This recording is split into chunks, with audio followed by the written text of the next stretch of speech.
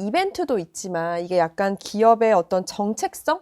화약, 불꽃 이런 정체성을 보이는 걸로 시작된 것도 있는 것 같은데 원래 또 이름이 한화가 아니었잖아요. 이거 화약을 만들 때는 네, 그렇습니다. 한국 화약이라는 이름으로 말 시작된 그대로 거죠. 그냥 한국 화약이었고요. 그쵸. 본격적으로는 1952년부터, 그러니까 한국 전쟁 당시에 이게 엄청 거슬러 올라가네요. 이제 기업을 설립을 네. 한 그런 상황입니다. 그래서 그리고서 이제 1964년부터는 불꽃 사업이라고 표현하는데, 그러니까 불꽃에 들어가는 화약까지도 1964년에 네. 생산하기 시작을 했던 거고요. 그러다 보니까 이제 그 뒤에 아까 이제 본격적으로 한강 불꽃 축제 같은 경우 2000년부터 네. 했지만 그 전에도 불꽃 축제의 노하우를 쌓은 이력이 있습니다. 예를 들면은 1986년에 서울 아시안 게임, 네. 그리고 그래요? 1998년에 서울 올림픽, 올림픽. 그리고 2002년 월드컵에도 네. 참여를 했어요. 근데 그때 당시에는 오더를 내린 사람하고 그걸 수행하는 사람이 좀 다른 거죠. 그러니까 하나가 주체가 돼서 한 거는 아니고, 그렇네요. 뭐 나라의 국가적인 일이 사업에 한 있으니까 거네요. 뭐 네. 협조해달라, 그럼 뭐 협찬 이런 식으로 나왔죠. 근데 그 뒤에 2000년부터는 아니 우리가 왜 다 해놓고 왜 우리가 을이 이름도 되느냐? 그렇죠. 우리가 주도를 하자. 네. 그리고 그렇게 주도를 하게 되면 브랜드 가치 효과는 한화에게 직접적으로 오는 거잖아요. 그렇죠. 그런 점에서 이제 2000년부터 본격적으로 나서게 됐다라는 것이고요. 사실은 이 불꽃이라는 게 또 예술적인, 문학적인 의미도 있어요. 불꽃이라는 게 화려하게 이렇게 피어올리지만 순간적으로 사라지거든요. 네. 그래서 또 희생이라는 뜻도 가지고 있기 때문에 이런 점에서 중요한 거는 이 한화 예전에 광고 기억나실 거예요. 그 광고 문구를 보면 이런 게 있습니다. 나는 불꽃이다. 불꽃은 정직하다. 약속된 시간, 약속된 장소에 올라서야 가장 아름답게 피어난다. 하지만 더 중요한 것은 그 약속을 반드시 지켜야 하는 이유이다라는 건데, 이게 마지막 광고 문장이 문구거든요. 좀 그 의미가 네. 큰 것 같은데요. 근데 네. 그동안의 한화가 여러 가지 좀 굴곡이 있었어요. 예를 들면 김성현 회장이 좀 네. 몸이 안 좋았던 경우도 있고, 약간 또 이 사법 리스크의 그런 어떤 네. 위기도 있었는데, 그때 위기가 있으면 안 할 수도 있잖아요. 왜냐면 우리가 한국적인 정서상을 봤을 때 좀 약간 그쵸. 우환이 있으면은, 일단 조용히 있는 그렇지 게 않습니까? 문화기는 하죠. 네. 재난 상황이면은 또 축제 금지하고 이랬었지 않습니까, 우리가? 그쵸. 근데 하나는 그렇게 하지 않았어요. 어... 김성현 회장이나 그룹에 좀 안 좋은 일이 있다 하더라도 계속 했습니다, 25년 동안. 그러니까 약속을 계속 지켜온 거고, 상당히 어떤 역사적 전통을 계승하는 그런 네. 차원이기 때문에 믿음과 신뢰, 이걸 사실 불꽃축제를 통해서 보여주려고 했던 의도도 충분히 있다라는 거죠. 이게 아까 막 52년 말씀도 해주셨는데, 그러니까 어쨌든 한화 화약이죠, 당시에. 그러면 화약류를 완전 국산화했던 최초의 기업이기도 한 거예요? 그러니까 우리가 이제 화약류라고 하면은 총알 대포를 떠올릴 수 있잖아요. 네. 근데 사실은 화약하면은 뭐 예전에 우리 이제 최무선의 그런 화통도감을 세워가지고 왜구를 뭐 격퇴하고 네, 네. 이런 거 생각하는데, 사실 서양에서는 이제 화약하면은 다이너마이트를 떠올 수밖에 없는 거죠. 왜냐하면 산업적으로 이게 굉장히 큰 의미가 있기 그렇죠. 때문에. 네. 예를 들면 생각해 보시면은 우리가 다이너마이트를 활용을 해가지고 도로 건설을 할 수도 있고, 뭐 광산 개발을 할 수도 있고, 그리고 이제 건축을 하는 데서도 여러 가지 사용을 많이 한단 그렇죠. 말이죠.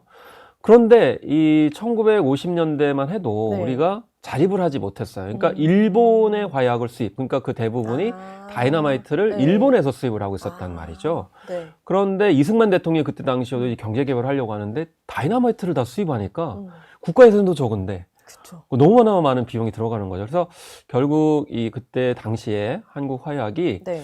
1957년에 니트로그리세린 시험을 합니다. 이게 이제 화약 만드는 데 있어서 굉장히 중요한 시험이거든요. 이게 성공해요. 그러니까 1958년에는 젤라틴 다이너마이트를 시제품을 만듭니다. 네. 시제품 만들었네. 1959년에는 드디어 국산 네. 다이너마이트를 만들고 그 뒤에 성공을 해서 양산을 해요. 그러면서 일본한테 더 이상 우리한테 팔지 않아도 돼. 네. 완전 대체. 그럼 완전 효자 아이템이네요. 그런데 이게 비사가 뭐냐면, 아까 이제 도로도 말씀드렸는데 그 뒤에 경부고속도로 건설하거든요. 네. 근데 경부고속도로는 아시다시피 돈이 없어가지고 굉장히 처음 출발이 힘들었거든요. 그쵸. 네. 근데 다이너마이트를 국산으로 대체하니까 비용이 엄청나게 절감이 되는 절감돼요. 거예요. 그래서 뭐 그때 당시 박정희 대통령이 엄청나게 치하를 했던 그런 연결고리가 스토리도 다 있네요. 연결이 되고, 사실은 우리가 도로 잘 건설하고 또 이제 건설업 굉장히 네. 부음을 일으키잖아요. 사실 이게 화약의 국산화, 다이너마이트의 국산화, 이게 사실 기점이 돼가지고 우리가 이제 방산, 뭐 어떤 일학의 어떤 도약을 이루는 기폭제가 그때부터 됐다. 그래서 국산화가 얼마나 중요한지 이런 점들을 이제 알 수가 있는 건데 과연 이거를 우리가 알고 지금 불꽃제를 보고 있는 건지. 그래서 이 시간을 네. 마련하긴 했는데 들어보니까 효자 아이템인데 근데 어떤 사건으로 인해서 한화라고 브랜드명이 바뀐 거잖아요. 네, 그게 그렇습니다. 뭐 그 역사는 어떻게 되나요? 네, 사실 이게 좀 아픈 역사라고도 볼 수 있을까요? 그러니까 사실 그 한국화약 그룹 임원이 1990년대 중국으로 갔는데 네. 중국에 그때 당시에는 사실 중국이 새로운 어떤 기회의 땅으로 보였었고 네. 중국 입장에서 봤을 때도 한국과 이제 파트너십을 맺기 위해서 굉장히 노력을 했던데 그러니까 중국 측의 의도는 이제 좋은 뜻이었어요. 네. 이게 헌수막을 걸었는데 거기다 뭐라고 썼냐면 그러니까 남조선이라고 그때 불렀죠. 남조선 폭파 집단이라고 현수막을 건 거예요. 환영. 폭파 집단. 이제 코리안 익스플로시브 그러니까 폭발하다라는 뜻을 가지고 있는 그 뜻을 네. 그대로 한자로 이제 번역을 하다 보니까 폭파 집단이라고 된 거예요. 근데 생각해 보시면 중국 인구가 그때 당시 그죠. 10억 이상 넘어가고 네. 중화권 하면은 뭐 더 훨씬 많잖아요. 그렇죠. 그러니까 한국화약 측, 그러니까 하나 측이 놀란 거예요. 그래서 그걸 보고를 하고 네. 그럼 바꾸자라고 해서 이제 한화로 바꾼 거고 그다음에 원래 우리가 이제 불꽃 화자를 쓰잖아요. 네.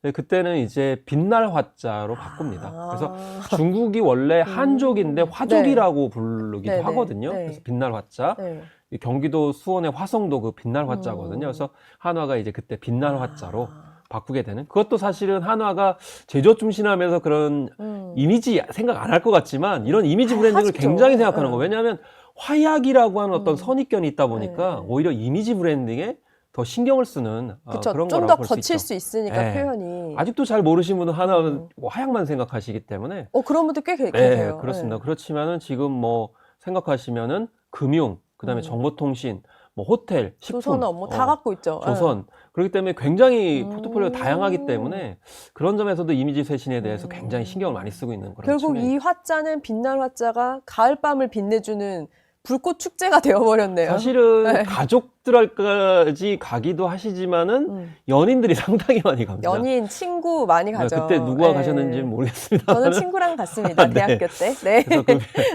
그 굉장히 로맨스 네. 가을밤을 이제 달궈주는 그런 축제로 거듭났기 때문에 그래서 굉장히 좀 앞서간 측면이고 사실은 기업의 정체성들을 잘 살렸던 네. 모범적인 사례 중에 하나라고 저는 생각이 들어요. 왜냐하면 그 불꽃 축제를 하는 데가 그게 많지 않습니다. 네. 그러니까 미국이나 스페인, 맞아요. 일본 네. 뭐 이 정도고요.